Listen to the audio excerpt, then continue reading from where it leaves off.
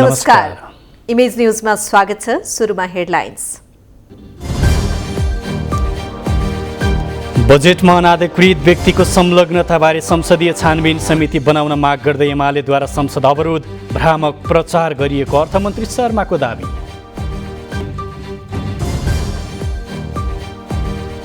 अमेरिकाले प्रस्ताव गरेको सैन्य सम्झौताबारे नेपालमा हलचल, नेपाल कुनै सैन्य गठबन्धनमा नजाने परराष्ट्र मन्त्री खड्काको प्रष्टीकरण।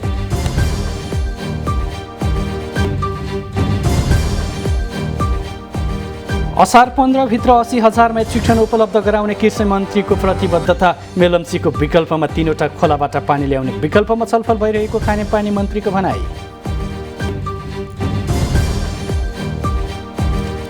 एकीकृत समाजवादीले औँल्यायो गठबन्धनभित्रका 7 कमजोरी।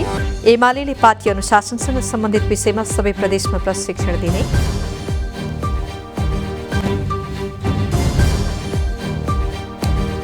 सुडानको डाफरमा पछिल्लो एक सातामा भएको हिंसामा झन्डै 100 मानिस मारिए। अरब मिलिसियाको समूह हिंसात्मक गतिविधिमा संलग्न।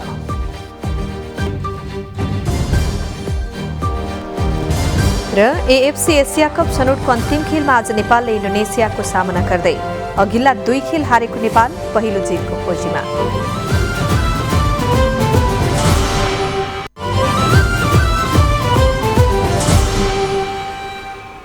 इमेज न्यूज अब विस्तारमा। बजेट निर्माणमा अनधिकृत व्यक्तिको संलग्नता रहेको अर्थमन्त्री जनार्दन शर्माले दिएको स्पष्टीकरण चित्त बुझ्दो नभएको भन्दै प्रमुख प्रतिपक्षी दल नेकपा एमाले प्रतिनिधि सभा अवरुद्ध गरेको छ। अर्थमन्त्रीले बजेट निर्माणका क्रममा अनधिकृत व्यक्तिलाई अर्थ मन्त्रालयमा प्रवेश गराएको विषयमा संसदीय छानबिन समितिको माग गर्दै एमाले संसद अवरुद्ध गरेको हो। एमालेका प्रमुख सचेतक विशाल भट्टराईले अर्थमन्त्री शर्मामाथि छानबिन समितिको माग गर्दै संसदीय समिति गठन नभएसम्म संसद चल्न नसक्ने अडान राख्नुभयो। विगतमा अर्थमन्त्रीले गल्ती गर्दा राजीनामा दिएको नजिर रहेको भन्दै यस्तो गम्भीर विषयमा छानबिन समिति गठन गर्नुपर्ने उहाँको माग थियो। यति कुरा गम्भीरतापूर्वक आइसकेपछि सभामुख महोदयको अग्रसरतामा एउटा संसदीय छानबिन समिति गठन होस् र ठिक छ उहाँले दाबी गर्नुभएको छ होइन भन्ने, हामीले हो भनेका छौँ। ठिक छ छानबिन गरौँ, छानबिनले रिपोर्ट दिएला, उहाँ सही साबित हुनुभएछ भने हामी यी कुराहरूबाट प्याक हटौँला सभामुख महोदय। त्यसो भएको हुनाले हाम्रो यो नेकपा एमालेको अडान हो। म दलको तर्फबाट भन्न चाहन्छु संसदीय छानबिन समिति गठन होस् र यो सदन त्यसपछि मात्रै अगाडि बढ्छ। म यो आग्रह गर्न चाहन्छु। धन्यवाद। सभामुख अग्निप्रसाद सापकोटाले भने प्रमुख प्रतिपक्षीले उठाएका विषय अनुसार नै आफ्नो ध्यानाकर्षण भएको भन्दै मन्त्रीले सार्वजनिक महत्त्वको वक्तव्य दिएपछि संसद चल्न दिनुपर्ने बताउनुभयो। स्पष्टीकरण दिन पाउने मन्त्रीको अधिकार भएको भन्दै उहाँले एमाले सांसदहरूलाई बस्न आग्रह गर्नुभएको थियो। यसअघि एमाले सांसदहरूले उठाएको विषयमा प्रष्टीकरण दिँदै अर्थमन्त्री जनार्दन शर्माले राजस्वको दर परिवर्तन गर्न चलखेल भएको भन्ने आरोप निराधार रहेको जिकिर गर्नुभयो। राजस्व र अर्थ सचिव सहितको कमिटीले सबै काम आधिकारिक ढङ्गले गरेको भन्दै उहाँले कपोकल्पित कुरालाई आफूले खण्डन गर्न चाहेको बताउनुभयो। आएर चलखेल गर्यो भन्ने सन्दर्भमा जुन विषय उठेको छ यो अत्यन्त भ्रामक कपोलकल्पित एउटा झुट्टा कथा बनाइएको छ। यसको म खण्डन गर्न चाहन्छु, खारिज गर्न चाहन्छु। अर्थमन्त्रीको हैसियतले जुन कार्य सम्पादन के नियमावली छ त्यसको आधारमा प्राप्त भएको जिम्मेवारीप्रति उत्तरदायी भएर बजेट बनाइएको कुरा पनि यहाँ स्पष्ट गर्न चाहन्छु। कुनै पनि अनाधिकारी व्यक्तिले बजेट बनायो भन्ने कुरा झुट्टा र भ्रामक भएको कुरा म स्पष्ट गर्न चाहन्छु। अर्थमन्त्रीले जवाफ दिएपछि पनि एमाले सांसदहरूले संसद अवरोध जारी राखेपछि सभामुख सापकोटाले बैठक भोलिसम्मका लागि स्थगित गर्न भएको छ। यसअघि बैठकमा एमाले सांसदहरूले बजेट निर्माणका क्रममा अनाधिकृत व्यक्तिलाई संलग्न गराएको भन्दै अर्थमन्त्री जनार्दन शर्माको राजीनामा मागेका थिए। प्रतिनिधि सभाको बैठक सुरु हुन साथ एमाले सांसदहरूले उठेर विरोध गर्दै सरकारबाट तत्काल स्पष्टीकरण माग गरेका थिए। एमाले सांसद एवं पूर्व अर्थमन्त्री सुरेन्द्र पाण्डेले करका दर हेरफेरमा अर्थमन्त्री शर्माले अनधिकृत व्यक्तिलाई संलग्न गराएको र करका दरमा नीतिगत भ्रष्टाचार गरेको देखिएकाले तत्काल शर्माले राजीनामा दिनुपर्ने माग गर्नुभयो। यति गम्भीर विषयमा सरकारको जवाफ नआएको भन्दै उहाँले यो विषयमा प्रष्ट नभएसम्म सदनको कारबाही अगाडि नबढाउन सभामुखलाई आग्रह समेत गर्नुभयो। आज बैठक सुरु हुनसाथ एमाले सांसदहरू उठेर विरोध जनाएका थिए। पाण्डेले करका दर हेरफेर स्टिल उद्योगका सुविधा कटौती गरेर निश्चित व्यापारीलाई पोस्ने काम भएको र अन्य धेरै नीतिगत भ्रष्टाचार बजेटमा देखिएको बताउनुभयो। सेनिटरी प्याडमा धेरै कुरा उठेको र समग्रमा 8% भन्सार कर लगाइएको भन्दै कसको संलग्नतामा गरिएको हो भन्ने प्रश्न उठाउँदै प्रष्ट जवाफ माग गर्नुभयो। अध्यक्ष महोदय 7वटा वस्तु एउटा सेनिटरी प्याडको लागि आवश्यक पर्दो रहेछ। यसमध्ये र्यापरमा 30% भन्सार वृद्धि गरिएको छ र अन्तशुल्कमा 5% वृद्धि गरिएको छ। अरू केही प्रोडक्टहरूमा पनि खास गरी यो फ्लप पल्प भन्नेमा पनि 5% भन्सार गरेको छ र एभरेजमा 7.5% 1% उहाँले लगाउने भन्नुभएको छ। अरू केही प्रोडक्टमा 1 गर्नुभएको छ, तर टोटालिटीमा 7.5% भन्सार लगाएर आयात गरेको फिनिस गुड्समा चाहिँ 90% छुट दिने र नेपालका उद्योगहरूलाई सुकाउने गरी 7.5% कर लगाउने जुन नीति उहाँले गर्नुभएको छ, यो कस्तो किसिमको संलग्नता र साँठगाँठमा भएको हो, यसको जानकारी चाहियो संसदलाई। एमालेका प्रमुख सचेतक विशाल भट्टराई प्रतिनिधि सभामा अर्थ मन्त्रालयको विनियोजित बजेटको विषयमा अर्थमन्त्री जनार्दन शर्माले जवाफ दिने कार्यसूची हटाउन माग गर्नुभयो। प्रमुख सचेतक भट्टराईले अर्थमन्त्री शर्माले दिने जवाफमा एमाले भाग नलिने भन्दै कार्यसूचीबाट हटाउन माग गर्नुभएको थियो। जब मन्त्रीज्यूको काम क्रियाकलापमाथि यति गम्भीरतापूर्वक प्रश्न उठिसकेपछि फेरि हामी नेकपा एमालेको तर्फबाट उहाँका जवाफहरू सुन्न र उहाँको यो विषयमा छलफल गर्न बिल्कुलै तयार छैनौँ सभामुख महोदय। त्यसो भएको हुनाले आजको यो कार्यसूचीबाट यो हटाइयोस् र त्यसपछि मात्रै हामी अरू मन्त्रालयसँग सम्बन्धित कुरामा बस्छौँ, छलफल गर्छौँ। एमाले सांसदहरूको मागमा सभामुख अग्निप्रसाद सापकोटाले आफ्नो ध्यानाकर्षण भएको जवाफ दिएपछि बैठक अगाडि बढेको थियो। परराष्ट्र मन्त्री डाक्टर नारायण खड्काले अमेरिकाले प्रस्ताव गरिरहेको इन्डो पेसिफिक स्ट्राटेजीलाई सैन्य गठबन्धन नभएर मानवीय सहयोगका लागि बनेको एउटा कार्यक्रम भएको बताउनु भएको छ। प्रतिनिधि सभामा सांसदहरूले उठाएका प्रश्नहरूको जवाफ दिने क्रममा मन्त्री खड्काले इन्डो पेसिफिक कुनै औपचारिक अलायन्स नभएको बताउनुभयो। दुईवटा महासागर इन्डियन ओसियन र पश्चिम प्रशान्त महासागरमा पर्ने भूभागलाई जोड्ने कन्सेप्ट नै इन्डो पेसिफिक भएको उहाँको भनाइ छ। इन्डो पेसिफिक कुनै एउटा फर्मल एलायन्स केही पनि होइन। वेस्ट इन्डियन ओसनबाट वेस्ट पेसिफिक ओसनसम्मको एउटा कनेक्सन, त्यो हिसाबले इन्डो पेसिफिक एउटा कन्सेप्ट इन्डियन ओसनको पानी र पश्चिम प्रशान्त महासागरको देखि अनि यी दुईटा महासागरलाई जोड्ने नदी र समुद्रहरू जो इन्डोनेसियाको भूभाग पर्छन्, यो भागमा रहेका करिब 24वटा देशहरूसँग एउटा खुला व्यवस्था, व्यापार, सार्वभौमताको लागि सम्मान गर्ने यी कुराहरूलाई लिएर एउटा लुज अर्गनाइजेसन मैले बुझेअनुसार स्टेट पार्टनरसिप प्रोग्राम एसपीपी अमेरिकाको सङ्घीय सरकारसँग भएका कार्यक्रमलाई पास गरेर मानवीय सहयोगमा प्राकृतिक प्रकोपलाई सम्बोधन गर्ने, सांस्कृतिक क्षमताहरू आदान प्रदान गर्ने, अभिवृद्धि गर्ने कुराहरूका लागि आएको मन्त्री खड्काको भनाइ छ। विभिन्न देशका सैन्य संरचनासँग सहकार्य गरेर प्राकृतिक प्रकोप तथा मानवीय प्रकोप विरुद्ध लड्ने यसको लक्ष्य रहेको उहाँको भनाइ छ। नेपाल इन्डो पेसिफिक स्ट्राटेजीमा सहभागी हुन लागेको हो भन्ने सांसदहरूको प्रश्नमा उहाँले नेपाल कुनै पनि सैन्य सङ्गठनमा सहभागी नहुने भन्दै प्रधानमन्त्रीको अमेरिका भ्रमणको तयारीलाई शङ्काका दृष्टिले नहेर्न आग्रह गर्नुभयो। पहिला यस्ता भ्रमण तथा छलफलहरू अपरिहार्य हुन्छन्। उच्च राजनीतिक तथा कूटनीतिक तहमा हुने भ्रमणको आदान प्रदानले द्विपक्षीय सम्बन्धलाई थप मजबुत बनाउन अझ महत्त्वपूर्ण रहने कुरा मान्य सदस्यज्यूहरूलाई जानकारी रहेकै विषय हो। यस्ता भ्रमण तथा भेटघाटका विषयलाई संशयको दृष्टिले नहेरिदिनु हुन म आग्रह गर्न चाहन्छु।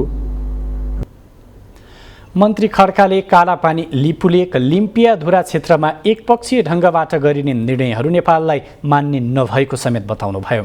कालापानी क्षेत्रमा रहेको भारतीय क्याम्प हट्नुपर्ने, नेपालको दार्चुला हुँदै मान सरोवर जाने गरी भारतले बनाएको बाटोको विषयलाई लिएर नेपालमा प्रश्न उठिरहेको छ। त्यसलाई रोक्न नेपाल सरकारले कूटनीतिक पहल गर्न नसकेको भनी आलोचना भइरहेका बेला परराष्ट्र मन्त्री नारायण खड्काले कालापानी लिपुलेक लिम्पियाधुरा क्षेत्रमा एकपक्षीय ढङ्गबाट गरिने निर्णयहरू नेपाललाई मान्ने नभएको बताउनु भएको हो। महाकाली नदीमा बेपत्ता भएका नेपाली नागरिक जय सिंह धामीको सम्बन्धमा सरकारले कूटनीतिक पहल जारी राखेको उहाँको भनाइ छ। वर्तमान सरकार बनेपछि अन्तर्राष्ट्रिय सम्बन्धमा थप विस्तार भएको दावी गर्दै उहाँले अन्तर्राष्ट्रिय सम्बन्धलाई थप विस्तार र सुदृढ गर्ने कार्य गरिरहेको दावी गर्नुभयो। अमेरिकी रक्षा मन्त्रालय, पेन्टागन र नेपाली सेनाबीच हुने भनिएको स्टेट पार्टनरसिप प्रोग्राम एमसिसी सम्झौताको मस्यौदा बाहिरिएसँगै नेपाली राजनीतिक वृत्त तरङ्गित भएको छ। प्रस्तावित मस्यौदा बुदाहरूले प्रधानमन्त्री शेरबहादुर देउवाको अब हुने भनिएको अमेरिका भ्रमणलाई विवादित बनाउने देखिन्छ। सत्तारूढ गठबन्धन र प्रतिपक्षका नेताहरूले समेत यसबारे प्रश्न उठाएका छन्। एक रिपोर्ट।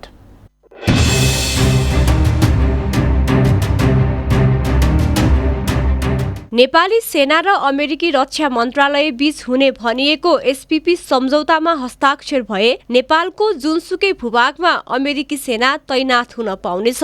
प्रस्तावित सम्झौतामा नेपालको उच्च भूभाग भएको क्षेत्रमा संयुक्त प्रशिक्षण अभ्यास गर्ने, नेपालमा विपद व्यवस्थापनमा संयुक्त तालिम र सहकार्य गर्ने, नेपाली सेनाका जवानहरूलाई अमेरिकामा सैन्य विषय पढ्न पठाउने र अमेरिकाको युटा राष्ट्रिय पहरेदार नेशनल गार्डका सिपाहीलाई नेपाली सेनाको नेशनल डिफेन्स आर्मी कोर्समा सहभागी गराउने उल्लेख गरिएको छ। यस्तै नेपाली सेनाले मागे अनुसार हल्का एवं कम घातक सैन्य सामग्रीहरू अमेरिकाले उपलब्ध गराउने र नेपाली सेनालाई प्रति आतंकवाद इन्टेलिजेन्स क्षमता बढाउन सहयोग गर्ने उल्लेख गरिएको छ। प्रस्तावित सम्झौतामा नेपाली सेनाले लिखित अनुरोध गरेर लजिस्टिक सहयोग मागेमा अमेरिकी पक्षले सहजीकरण गरिदिने र त्यस्तै अमेरिकी सेनाले पनि नेपाली सेनाले प्रयोग गरेकै मूल्यमा लजिस्टिक सपोर्ट पाउने उल्लेख छ।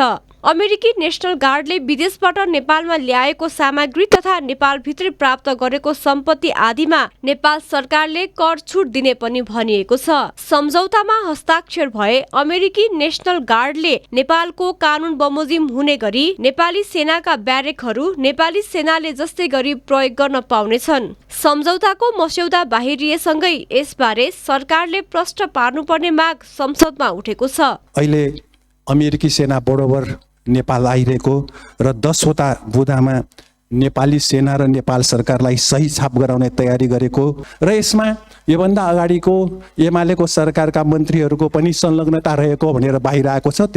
यसकारण यसमा जो संलग्न छन् ती सबै पार्टी, राजनीतिक पार्टी र सरकारको तर्फबाट जिम्मेवार मन्त्रीहरूले यो सदनलाई यथार्थ जानकारी दिलाउनु जरुरी छ। पूर्व परराष्ट्र मन्त्री प्रदीप कुमार गेवाली प्रधानमन्त्री देउवाको अमेरिका भ्रमण र त्यहाँ हुने भनिएका सम्झौताको चर्चाले नेपालको परराष्ट्र नीतिमा खलल पुग्ने हो कि भन्ने शंका व्यक्त गर्नुहुन्छ। प्रधानमन्त्रीको हो भनेदेखि फ्रन्ट लाइनमा परराष्ट्र मन्त्रालय डिप्लोमेसीले गाइड गर्नु पर्यो, नम्बर 1। दोस्रो, विभिन्न चर्चाहरू सुनिन्छन्, डकुमेन्ट हात परेको छैन, तर विभिन्न सम्झौताहरूका कुराहरू छन्। त्यसभित्र लाइट एयरक्राफ्टहरू उडाउन पाउने, पर्मानेन्ट चाहिँ ठाउँहरू हामीले उपलब्ध गराइदिनु पर्ने, ट्रेनिङको मेनुभरको नाममा चाहिँ हामीले ठाउँहरू उपलब्ध गराइदिनु पर्ने, त्यो पनि हाई अल्टिच्युड ट्रेनिङको नाममा। What does it means? यो त अलिक सिरियस कुरा होला। त्यसो भने यस्तो संवेदनशील विषयमा सदनले थाहा पाउनु पर्यो। सन् 2015 देखि नै अमेरिकाले नेपाललाई एसपीपी सम्झौता गर्न आग्रह गर्दै आए पनि नेपालले अघि बढाएको थिएन। सामरिक महत्त्वको सम्झौतामा हस्ताक्षर गर्दा नेपाल भूराजनीतिको द्वन्द्वमा फस्ने भन्दै सत्तारूढ गठबन्धन र विपक्षी नेताहरूले चिन्ता व्यक्त गरेका छन्। यसबारेमा प्रधानमन्त्रीले सदनमा जानकारी दिनुपर्ने उनीहरूको माग छ। इमेज न्यूजका लागि मीरा बस्नेत, काठमाडौँ। यसैबीच नेपाली कङ्ग्रेसका सांसदहरूले अमेरिकाबाट प्रस्तावित स्टेट पार्टनरसिप सम्झौता एसपिपीको बचाउ गरेका छन्। उनीहरूले सम्झौता नेपाली सेनाको क्षमता वृद्धिका लागि भएको बताएका हुन्।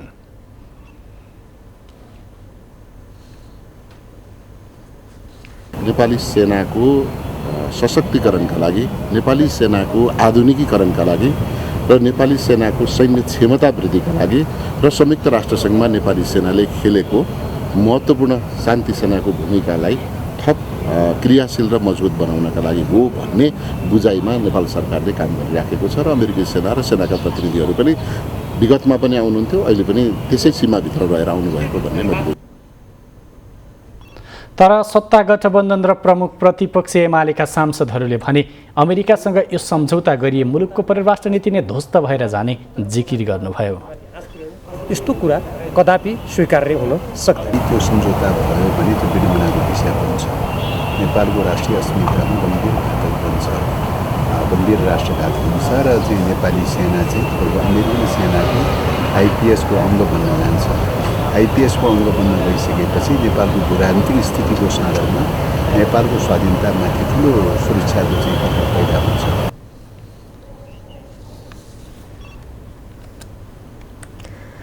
विनियोजन विधेयकमाथि सांसदहरूले उठाएका प्रश्नमा विभागीय मन्त्रीहरूले प्रतिनिधि सभामा जवाफ दिने क्रम जारी छ। आजको बैठकमा सांसदहरूले उठाएका प्रश्नमा जवाफ दिँदै कृषि मन्त्री महेन्द्र राय यादवले असार 15 गतेसम्म 80,000 मेट्रिक टन मल उपलब्ध हुने आश्वासन दिनुभयो। साल ट्रेडिङले असारसम्म सुपरिमाणमा मल ल्याइसक्ने उहाँको भनाइ थियो। अहिले 14,000 मेट्रिक टन मौजदात रहेको मन्त्री यादवले जानकारी दिनुभयो।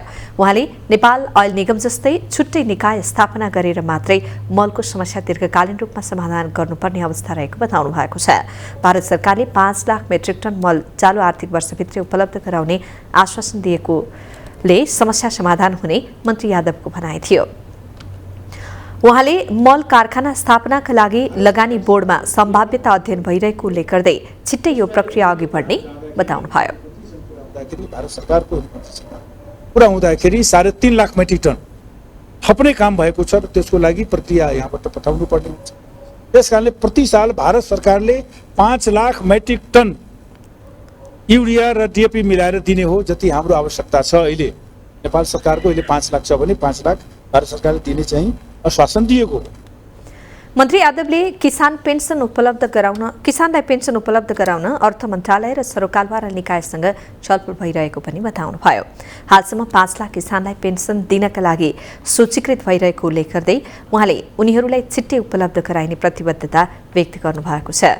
शिक्षा विज्ञान तथा प्रविधि मन्त्री देवेन्द्र पौडेलले कागज आपूर्ति हुन नसक्दा समयमै पाठ्यपुस्तक उपलब्ध गराउन नसकिएको बताउनुभयो। उहाँले पाठ्यपुस्तक छाप्ने कागज अन्तर्राष्ट्रिय बजारबाट आपूर्ति हुन नसकेको र जनक शिक्षा सामग्री लिमिटेडका कर्मचारी निर्वाचनमा खटिएकाले छपाईमा ढिलाइ भएको स्पष्टीकरण दिनुभयो। मलको कुरा त हाम्रो पूर्व मन्त्रीले पनि राख्नुभयो। माननीयज्यूले तथ्य पनि बुझ्न सक्नुहुन्छ। झन्डै 2 हप्ता हामी कहाँ सर्टिफाइड भएको कागज क्वालिटीको चाहिन्छ र हामी कहाँ पुस्तक छाप्नुको निम्ति प्रस्तावित भएर सर्टिफाइड भएको कागज चाहिँ हामीले अन्तर्राष्ट्रिय बजारबाट ल्याउनुपर्छ। सहज आपूर्ति चाहिँ हुन सकेन। म आफै पनि 5 पटक जनशिक्षामा पुगेको छु। समयमा पाठ्यपुस्तक पुर्याउने प्रतिबद्धता हामीले सार्वजनिक रूपमा व्यक्त गरेको हुँदाखेरि समयमा पाठ्यपुस्तक जसरी नै पुर्याउनुपर्छ र हामी अहोरात्र हामीले ध्यान दियौँ, तर दुर्भाग्य चाहिँ कागजको आपूर्ति समयमा हुन सकेन। मन्त्री पौडेलले बाल विकास शिक्षकलाई संघीय सरकारबाट 2,000 रुपैयाँ थप गरी 10,000 उपलब्ध गराउन बजेट व्यवस्था गरिएको जानकारी दिनुभयो। खानेपानी मन्त्री उमाकान्त चौधरीले सरकारले मेलम्चीको विकल्पका रूपमा मकवानपुरको सिस्नेरी, ललितपुरको ठोसे र भक्तपुरको महादेव खोलाबाट काठमाडौँ उपत्यकामा पानी ल्याउने विषयमा अध्ययन सुरु गरेको बताउनुभयो। मेलम्ची खोलामा आउन सक्ने बाढीले सुरुङमा क्षति पुर्याउने जोखिम भएकाले पानी ल्याउन बन्द गरिएको उहाँको भनाइ थियो।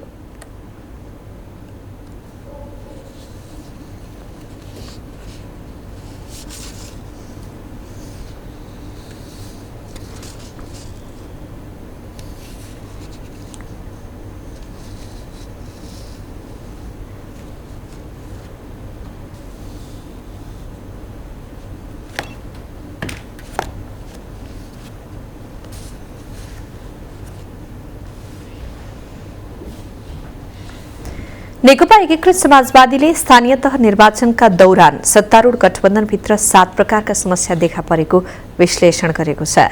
आजदेखि सुरु भएको स्थायी कमिटी बैठकमा अध्यक्ष माधव कुमार नेपालले पेश गरेको चुनावी समीक्षा प्रतिवेदनमा गठबन्धनभित्र देखा परेका समस्याबारे स्पष्ट उल्लेख गरेको हो। प्रतिवेदनमा उल्लेख भए अनुसार गठबन्धन गर्न नै नचाहने, गठबन्धनको निर्णय कार्यान्वयन नगर्ने, गठबन्धनभित्र उपगठबन्धन गर्ने, गठबन्धन भएका स्थानमा इमान्दारीपूर्वक भोट नहाल्ने र गठबन्धन बाहिरका दलसँग तालमेल गर्ने समस्या देखिएको उल्लेख छ। यस्तै गठबन्धनमा रहेका दलहरूमा सहकार्यको भावना ज्यादै कमजोर रहेको र गठबन्धनलाई आफ्नो हितमा मात्रै प्रयोग गर्ने प्रवृत्ति रहेको निष्कर्ष अध्यक्ष नेपालद्वारा प्रस्तुत प्रतिवेदनमा उल्लेख छ। यस्तो प्रवृत्ति नेपाली कांग्रेस र माओवादी केन्द्रमा बढी देखिएको बताइएको छ। यसैबीच नेकपा एकीकृत समाजवादीका सम्मानित नेता झलनाथ खनालले 5 दलका बीच भएको चुनावी तालमेल असफल भएको बताउनु भएको छ। स्थायी कमिटीबाट बाहिरिने क्रममा सञ्चारकर्मीसँग कुरा गर्दै नेता खनालले तालमेल सम्मानजनक नभएकाले परिणाम पनि नआएको बताउनुभयो। मन्त्री फिर्ता बोलाउने बारे यस अघि नै निर्णय भइसकेकाले थप छलफल आवश्यक नरहेको उहाँको भनाइ छ। नेकपा एमाले पार्टीको अनुशासनसँग सम्बन्धित विषयमा सबै प्रदेशमा प्रशिक्षण कार्यक्रम सञ्चालन गर्ने भएको छ। पार्टी केन्द्रीय कार्यालय च्यासलमा आज बसेको पार्टीको केन्द्रीय अनुशासन आयोगको बैठकले पार्टी अनुशासनसँग सम्बन्धित विषयमा 7वटै प्रदेशमा प्रशिक्षण कार्यक्रम सञ्चालन गर्ने निर्णय गरेको हो। पार्टीभित्र देखा परेका अनुशासनहीनतालाई वैचारिक रूपमा परास्त गर्ने उद्देश्यका साथ साउन महिनाको दोस्रो साताबाट अन्तिम सातासम्म प्रदेश स्तरीय प्रशिक्षण कार्यक्रम आयोजना गर्ने निर्णय लिएको पार्टीका आयोग अध्यक्ष केशव बडालले जानकारी दिनुभयो। अधिकार, कर्तव्य, दायित्व र केन्द्रीय अनुशासन आयोगलाई सबै केन्द्रीय कमिटी, प्रदेश कमिटी, पार्टी जिल्ला कमिटी, सम्पर्क कमिटीहरूले हेर्ने दृष्टिकोण सम्बन्धी सवालमा र सहकारी अगाडि बढाउने सवालमा र अनुशासन आयोग र पार्टी कमिटीको बीचमा हातेमालो गरेर अगाडि बढ्ने विषयमा चाहिँ यो प्रशिक्षणमा हाम्रा ती विषय जान्छन्। प्रशिक्षण कार्यक्रममा केन्द्रीय अनुशासन आयोगको अधिकार, कर्तव्य, दायित्व र केन्द्रीय अनुशासन आयोगलाई सबै केन्द्रीय कमिटी, प्रदेश कमिटी, पार्टी जिल्ला कमिटी, सम्पर्क कमिटीहरूले हेर्ने दृष्टिकोण सम्बन्धी विषयवस्तु हुने जनाइएको छ। यसैगरी बैठकले उमानाथ ओली, प्रदीप प्याकुरेल, लालमणि चौधरी, दीपक देवकोटा र पूर्णशोभा चित्रकारलाई आयोगको सदस्य थप गर्ने निर्णय पनि गरेको छ। निर्वाचन आयोग नेपालले आगामी मङ्सिर महिनाको पहिलो सातासम्म प्रदेश र संघीय निर्वाचन गर्ने गरी तयारी थालेको छ। आज पत्रकार सम्मेलन गर्दै आयोगका प्रवक्ता शालिग्राम शर्मा पौडेलले आसन्न प्रदेश र संघको निर्वाचन मङ्सिर पहिलो सातासम्म गर्ने गरी आयोगले आन्तरिक तयारी थालेको बताउनुभयो। आयोगले एकै चरणमा निर्वाचन गर्दा मङ्सिरको पहिलो सातासम्म निर्वाचन गर्ने गरी आन्तरिक तयारी गरेको उहाँको भनाइ छ। पर्छ भन्नेमै छ र एकै चरणमा निर्वाचन गर्दा मङ्सिरको फर्स्ट विकसम्म निर्वाचन गर्ने गरी आन्तरिक तयारी गरेको छ र अब यस सम्बन्धमा आयोगले सरकारलाई निर्वाचन कानुनहरू बमोजिम आयोगको परामर्शमा सरकारले निर्वाचनको तिथि घोषणा गर्ने भएको हुनाले आयोगले परामर्श मैले अहिले भने बमोजिम परामर्श दिने गरी आयोगले आन्तरिक तयारी गरिराखेको छ। आसन्न प्रतिनिधि सभा र प्रदेशसभा सदस्य निर्वाचनलाई मध्यनजर गरी असार 1 गतेदेखि मतदाता नामावली सङ्कलन र अद्यावधिक गर्ने आयोगले जनाएको छ। सबै निर्वाचन कार्यालय र सबै जिल्ला प्रशासन कार्यालय तथा 73 वटा इलाका प्रशासन कार्यालयबाट मतदाता नामावली सङ्कलन र अद्यावधिक गर्ने कार्यक्रम सुरु गर्न लागेको आयोगले बताएको छ। हाल अस्थायी बसोबास गरिरहेकै जिल्लाको निर्वाचन कार्यालय गई मतदाता नामावली दर्ता गर्न सकिने आयोगका प्रवक्ता पौडेलले बताउनुभयो। इमेज न्यूजमा अब पालो ब्रेकको, त्यसअघि बाँकी हेडलाइन्स। अनुमानको भरमा संघीय संरचनाबारे अनावश्यक टिप्पणी नगर्न विज्ञहरूलाई बागमती प्रदेश सभामुख श्रेष्ठको आग्रह। पुँजीगत खर्च गर्ने क्षमता बढाउन सरकारलाई सांसदको सुझाव। त्रिचन्द्र कलेज पुनर्निर्माणको मागमा सडकमै पढे विद्यार्थीले आफैले पढेको कलेज बनाउन चासो नदेखाएको भन्दै प्रधानमन्त्री देउवाको आलोचना। र बीमा सम्बन्धी विधेयक अर्थ समितिमा अलपत्र, बीमा प्राधिकरण गठनको तयारी।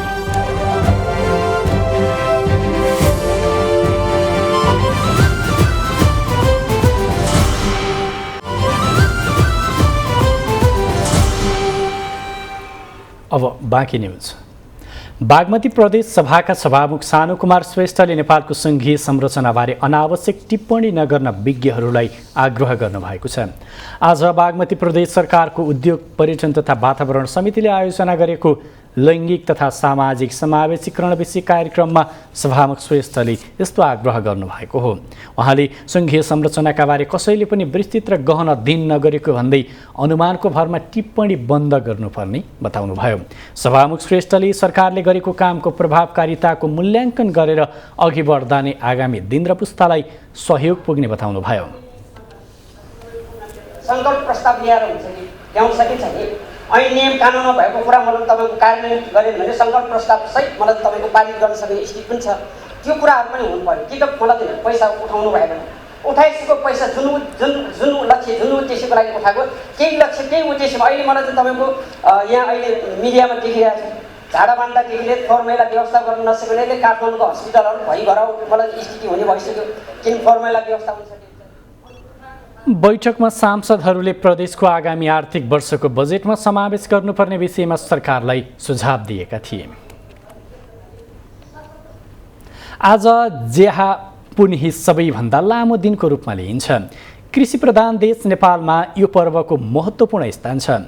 आजैबाट मेघ गर्जनसहित पानी पर्ने भएकाले यस दिनलाई कृषि कर्मको सुरुवातको रूपमा लिइन्छ। एक रिपोर्ट।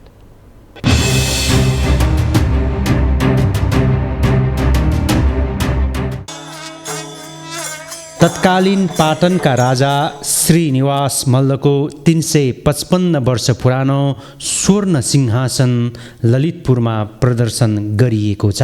कृष्ण मन्दिरको प्राङ्गणमा नाग सहितको सिंहासन प्रदर्शन गरिएको हो। पाटन ओकुबहाल बस्ने जोधाजु शाक्यले विक्रम सम्वत 1724 शुक्ल अष्टमी बृहस्पतिका दिन सम्यक महादान गरी राजा श्रीनिवास मल्ललाई यो सिंहासन चढाउनु भएको अभिलेखमा उल्लेख छ। वर्षभरिकै सबैभन्दा लामो दिन मानिने ज्या पुन्हीको दिन यसरी सिंहासन सर्वसाधारणका लागि प्रदर्शन गर्दा वर्षा हुने जनविश्वास रहेको छ। सोही अवसरमा सिद्धि नरसिंह मल्ल र भगवान कृष्णसँग सम्बन्धित 386 वर्ष पुरानो पौभा चित्र प्रदर्शन गरिएको छ। 402 वर्ष अघि राजा सिद्धि नरसिंह मल्लले रचेका 32 रागको परम्परागत शास्त्रीय सङ्गीत कातीदेवुमा प्रस्तुत गरिएको थियो। मेघ मल्हार रागमा आधारित श्यामधनी गीत ज्या पुन्हीका दिन मात्र गाउने गरिन्छ।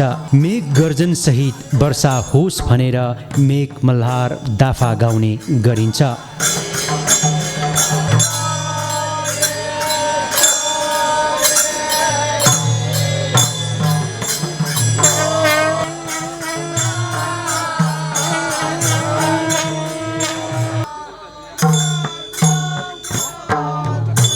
केशव नारायण मन्दिरका पुजारी माधव श्याम राजोपाध्यायका अनुसार यो पर्व कृषि पेसासँग सम्बन्ध छ। पानीको प्रतीकको रूपमा नाग सहितको सुनको सिंहासन प्रदर्शन र मेघ मल्हार दाफा गाउने परम्परा रहेको उहाँको भनाइ छ। जुन मेघ राग जुन त्यो अहिले जुन त्यहाँ राग गाइराख्नु भएको छ त्यो रागले त्यो रागको गुन्जायमानले बादललाई थर्काएर पानीको वर्षा हुन्छ भन्ने कथन त्यस्तो छ। त्यस कारणले वर्षायाम असाढको काम कार्य कृषकहरूले सुरु गर्नु अगावै नै सरकारको तर्फबाट जुन यो कार्य, किन अहिलेको जस्तो यान्त्रिक युग होइन, त्यति बेला तान्त्रिक युग हो। जुन त्यो तान्त्रिक युगमा तान्त्रिक रूपबाट जुन त्यो भजनलाई गाएर बादललाई अब एउटा अब तपाईँले हिजोकै अब यो तत्कालकै मात्र म यो किम्बदन्ती कुरा भन्नु, हिजोको रातमा यति ठुलो बर्सात भयो। बुद्धिजीवी हरिनारायण मल्ल यस्तो मौलिक परम्परालाई सरकारबाट पनि प्रवर्धन गर्न सक्नुपर्ने बताउनुहुन्छ।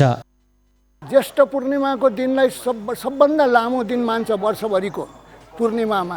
यो मरि पुण्य सबभन्दा छोटो दिन, ज्येष्ठ पूर्णिमा सबभन्दा लामो दिन। जो सिद्धि नरसिंह मल्ल हुनुहुन्थ्यो उहाँहरूले यो कम्प्लेक्स बनाएको हो र बनाउँदाखेरि यसरी यो ठाउँको डिजाइन गरिदिनु भएको छ कि अगाडिको जुन मूल ढोका छ अब यो ढोकामा आजको दिनमा ज्येष्ठ पूर्णिमाको दिनमा अस्ताउन लागेको घाम छिरेर यहाँ चाहिँ नि केशव नारायणको मूर्तिसम्म पुग्थ्यो रे।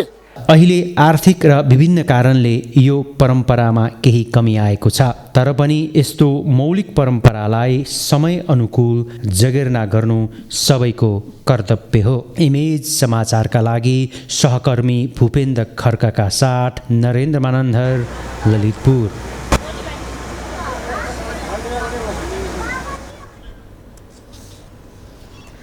आज विश्व रक्तदाता दिवस। मृत्युको मुखमा पुगेका मानिसलाई बचाउन प्रदान गरिने रगत दानमा सहभागीहरूको सम्मानमा मनाउने यो दिवसलाई रक्तदानको महत्त्व र फाइदाका बारेमा जानकारी दिने दिवसको रूपमा पनि मनाउने गरिन्छ। यो रिपोर्ट।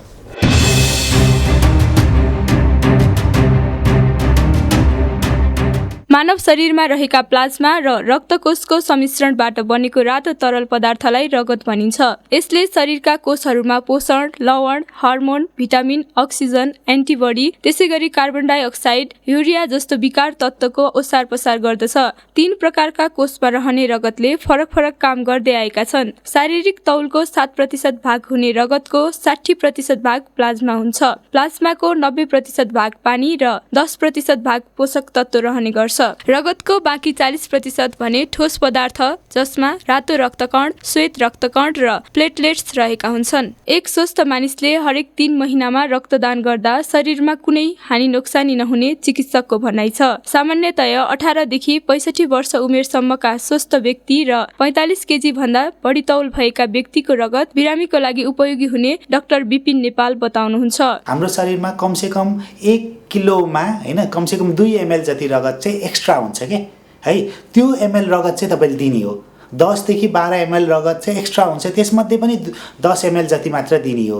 विशेष गरेर 18 वर्षभन्दा माथि नेपालको हकमा चाहिँ 65 वर्षभन्दा मुनि, तर बाहिरको हकमा स्फूर्त छ, केही पनि धेरै खराब ठुलो रोगहरू लागेको छैन भने जति 18 वर्षभन्दा माथि जसले पनि दिन सक्छ। नेपालको हकमा चाहिँ हरेक 3 महिनामा महिला पुरुष दुवैले दिन सक्नुहुन्छ। रक्तदान गर्ने मानिसले मृत्युको मुखमा पुगेको अर्को मानिसलाई मात्र बचाउने नभई आफूलाई पनि स्वस्थ र निरोगी महसुस गरेको बताउँदै आएका छन्। रक्तदानमा सक्रिय रहने मानिसहरू मानवीय सहयोगका लागि पनि यस्तो कार्यमा सहभागी हुँदै आएको बताउँछन्। नेपाल भरि ब्लडको जति ब्लड दिए पनि पुग्दैन, अनि त्यसको पुत्रीको लागि जहिले पनि ब्लड दिइरह्यो भने मान्छेहरूले दिइरह्यो भने राम्रो हुन्छ। शरीरमा त्यतिकै खेर गइरहेको रगतले गर्दाखेरि कसैको चाहिँ अकालमा मृत्युवरण गर्न नपरोस् र कसैको जीवनका लागि चाहिँ हाम्रो रगत पनि लगेर कसैले पुनर्जीवन पाओस्। युवा साथीभाइहरूलाई पनि सबैजनाले सबै ठाउँमा रगत दिने बानीको विकास भयो भनेदेखि कम्तीमा राज्यमा भइरहेको रगतको अभावलाई फुलफिल गर्न सकिन्छ। विभिन्न अब दुर्घटनाहरू भन्नुहोस्,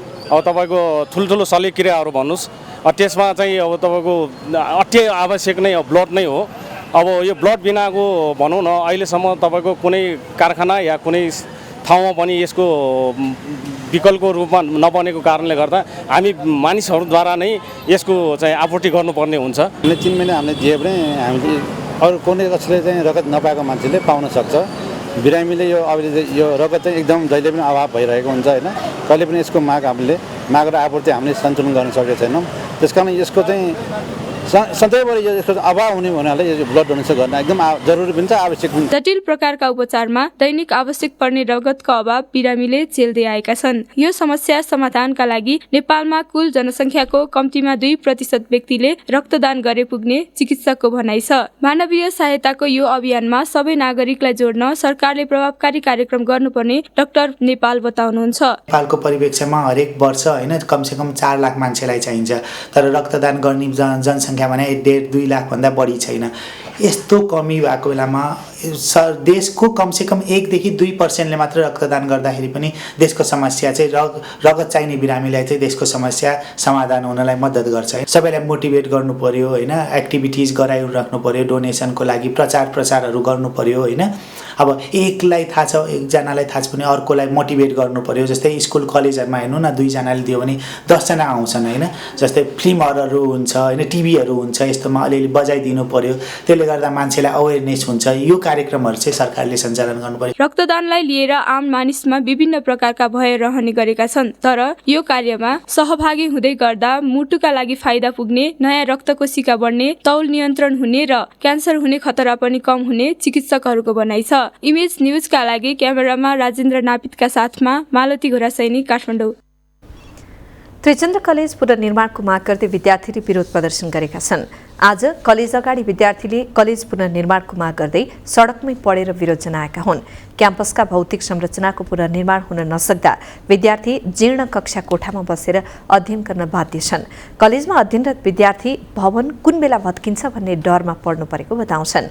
भवनमा कक्षा कोठामा पानी परेका बेला पानी चुहिने गरेको उनीहरूले बताए। अध्ययनका लागि क्याम्पस बस्ने विद्यार्थीको संख्या बढिरहे पनि भवन भत्किएर खस्ने हो कि भन्ने डरमा कलेजमा बस्नै नसकिएको विद्यार्थीको गुनासो छ। उनीहरूले सत्तामा पुगेपछि आफैले पढेको घर बिर्सिने परिपाटी रहेको भन्दै प्रधानमन्त्री शेरबहादुर देउवाले यसमा कुनै चासो नदिएको आरोप लगाएका छन्। नजिकै रहेको धरहरा र पानी पोखरी बन्दा विद्यार्थीको शैक्षिक गुणस्तर सुधार्ने र विद्यार्थीलाई योग्य बनाउने शैक्षिक संस्था बन्न नसक्नु दुःखद भएको विद्यार्थीको भनाइ छ।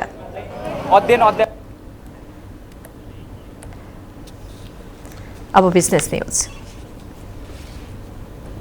बिजनेस न्यूज का प्रायोजक मेरो देश मेरो जगदम्बा सिमेन्ट। सर्वोत्तम सिमेन्ट, सर्वोत्तम मजबुती।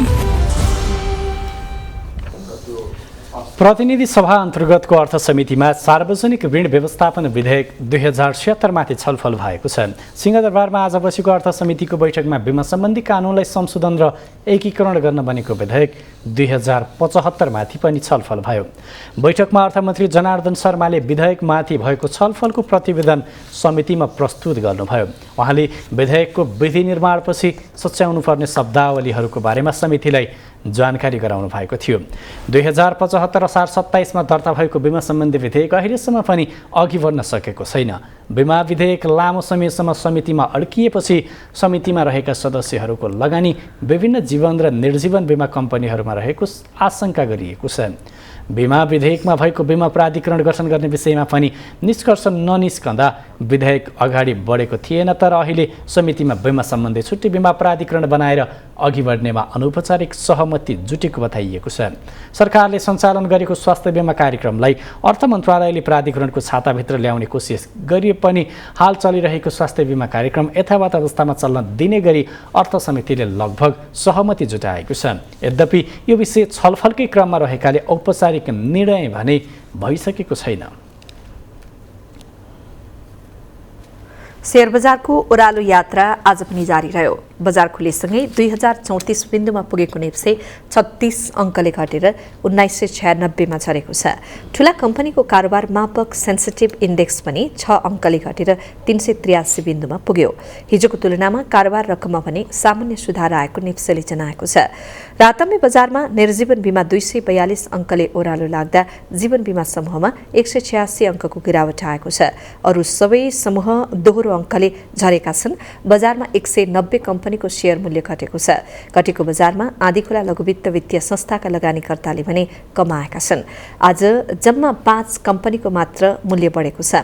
आज नेपाल स्टक एक्सचेन्जमा 232 कम्पनीको 41 लाख बढी किता शेयर 1 अर्ब 18 करोड बढीमा किनबेच भएको छ।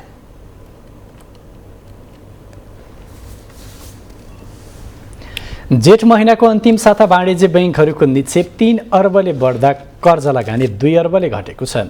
जेठ 20 देखि 27 गतिसम्मको विवरण अनुसार वाणिज्य बैंकहरूले 3 अर्बले निक्षेप बढाउँदै कुल 43 खर्ब 93 अर्ब रुपैयाँ पुर्याएका छन् भने सोही अवधिमा कर्जा लगानी भने 2 अर्बले घटेको छ। अघिल्लो साता बैंकहरूले 2 अर्ब रुपैयाँले नै कर्जा लगानी घटाउँदै 41 खर्ब 96 अर्ब रुपैयाँ लगानी गरेका थिए। यो साता कर्जा कुल 41 खर्ब 94 अर्ब रुपैयाँमा झरेको नेपाल बैंकर्स सङ्घले जनाएको छ। समग्रमा जेठ महिना लागेसँगै निरन्तर निक्षेप बढाइरहँदा बैंकहरूले जेठ 6 गतेदेखि 27 गतेसम्ममा 16 अर्ब रुपैयाँले निक्षेप बढाइसकेका छन्। यता कर्जा प्रवाहमा भने कडाई गरिरहेकाले बैंकहरूले यो अवधिमा लगानी कम गरेका छन्। मेरो जगदम्बा सिमेन्ट। सर्वोत्तम सिमेन्ट, सर्वोत्तम मजबुती। इमेज न्यूजमा फेरि पालो ब्रेकको, त्यसअघि बाँकी हेडलाइन्स। रुसी सेनाबाट पूर्वी युक्रेनको सेभेरोदोनेस्क सहर जोड्ने सङ्घर्ष, सम्पूर्ण पुल ध्वस्त, खाद्यान्न लगायत अत्यावश्यक वस्तु आपूर्तिमा समस्या। र नेपाल सुपर लिग भदौ 25 देखि कार्तिक 5 गतेसम्म गर्न एन्फाको स्वीकृति, प्रतियोगिता पूर्व खेल तालिका र नियमावली सहित प्राविधिक पक्षमा स्पष्ट हुन आग्रह।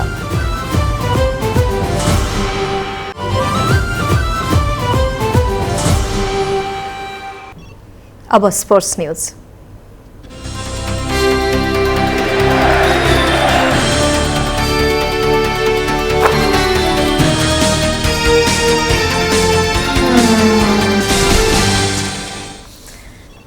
एएफसी एसिया कप 2023 छनौट अन्तर्गत नेपालले आज अन्तिम खेलमा इन्डोनेसियाको सामना गर्दैछ। कुवेत सिटी स्थित जबर अल अहमद अन्तर्राष्ट्रिय मैदानमा हुने खेल नेपाली समयअनुसार आज राति 1 बजे सुरु हुनेछ। सुरुवाती दुवै खेलमा अपराजित भएको नेपाल इन्डोनेसिया विरुद्ध खेल्दै गर्दा नेपाल समूह एमा पहिलो जितको खोजीमा हुनेछ। नेपाल प्रतियोगितामा सुखद अन्त्य गर्न चाहन्छ। नेपाल र इन्डोनेसिया आधिकारिक प्रतियोगितामा पहिलो पटक प्रतिस्पर्धा गर्न लागेका हुन्। यद्यपि नेपाली टिमका प्रशिक्षक अब्दुल्लाह अल-मुताइरीले कुवेत र यस अघि समेत इन्डोनेसियाको खेल हेरेका कारण युवा टोलीबाट कम्तीमा 1 खेल आफ्नो पक्षमा पार्ने बताएका छन्। अखिल नेपाल फुटबल संघ एन्फाले नेपाल सुपर लिग फुटबल प्रतियोगिता आयोजना गर्न स्वीकृति प्रदान गरेको छ। एन्फाले आयोजक नेपाल स्पोर्ट्स एन्ड इभेन्ट म्यानेजमेन्टलाई लिग आयोजना गर्न स्वीकृति दिएको हो। एन्फाले आयोजकलाई दिएको स्वीकृति अनुसार लिग गर्न भदौ 25 देखि कार्तिक 5 गतेसम्मको मिति उपलब्ध गराइएको छ। एन्फा महासचिव इन्द्रमान तुलाधरले हस्ताक्षर गरेको स्वीकृति पत्रमा तोकिएका शर्तहरू पालना गरेर भदौ 25 गतेदेखि कार्तिक 5 गतेसम्म लिग गर्न भनिएको छ। साथै प्रतियोगिता सञ्चालन गर्नु पूर्व खेल तालिका तथा खेल नियमावली सहित प्राविधिक पक्षका विषयहरू स्वीकृति गराउन पनि भनिएको छ। मलेसियामा आयोजना हुने एसएससी महिला टी20 च्याम्पियनसिपमा सहभागी हुने नेपाली राष्ट्रिय महिला क्रिकेट टोलीलाई आज विदाई गरिएको छ। नेपाल क्रिकेट संघ क्यानले आज एक कार्यक्रमको आयोजना गरी टी20 च्याम्पियनसिपमा सहभागी हुन भोलि मलेसिया प्रस्थान गर्न लागेको टोलीलाई विदाई गरेको हो।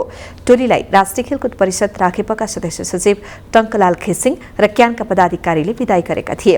विदाईपछि नेपाली टोलीकी कप्तान रुबिना छेत्रीले एसिया कपमा छनौट भएर फर्किने बताएकी छिन्। अन्तर्राष्ट्रिय सहभागितामा खासै उपलब्धि हात पार्न नसकेको भन्दै कप्तान रुबिनाले महिला टोलीले यो संस्करणमा इतिहास रचेर फर्कने दावी गरेकी छिन्। कन्भर्ट गर्छौँ भनेर नै एउटा क्वालिफाई भएर फर्किन्छौँ भनेर नै हामीले पनि हाम्रो तर्फबाट दिन सक्ने हामी सक्दोसम्म हामी प्र्याक्टिस गरेछौँ होइन। एसिया कप छनौट हुने लक्ष्यका साथ नेपाली टोलीले कीर्तिपुर स्थित त्रिभुवन अन्तर्राष्ट्रिय क्रिकेट स्टेडियममा महिना दिनीयता अभ्यास गरिरहेको थियो।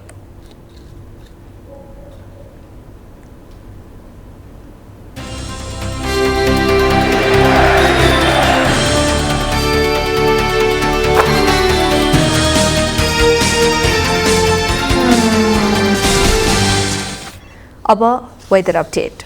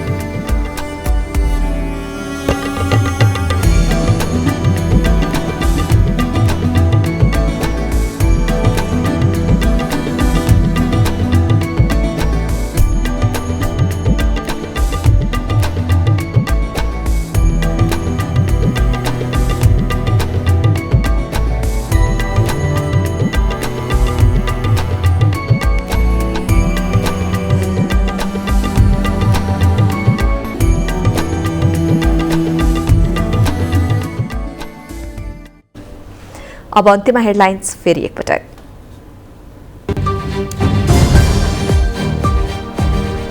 बजेटमा अनधिकृत व्यक्तिको संलग्नताबारे संसदीय छानबिन समिति बनाउन माग गर्दै एमालेद्वारा संसद अवरोध, भ्रामक प्रचार गरिएको अर्थमन्त्री शर्माको दाबी। अमेरिकाले प्रस्ताव गरेको सैन्य सम्झौताले नेपालमा हलचल, नेपाल कुनै सैन्य गठबन्धनमा नजाने परराष्ट्र मन्त्री खड्काको प्रष्टीकरण।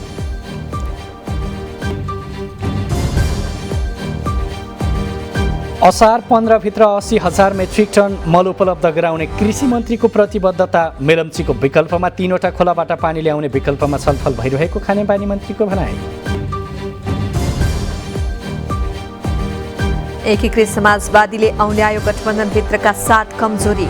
एमाले पार्टी अनुशासनसँग सम्बन्धित विषयमा सबै प्रदेशमा प्रशिक्षण दिने।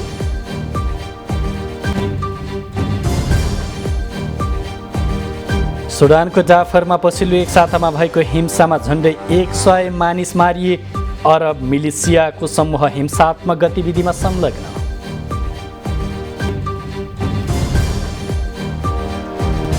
र एएफसी एसिया कप छनौटको अन्तिम खेलमा आज नेपालले इन्डोनेसियाको सामना गर्दै अघिल्ला 2 खेल हारेको नेपाल पहिलो जितको खोजीमा। इमेज न्यूज सकियो। तपाईँ हामीलाई imagekhabar.com मा पनि हेर्न, पढ्न र सुन्न सक्नुहुनेछ। इमेज च्यानल हेर्दै गर्नुहोला। नमस्ते।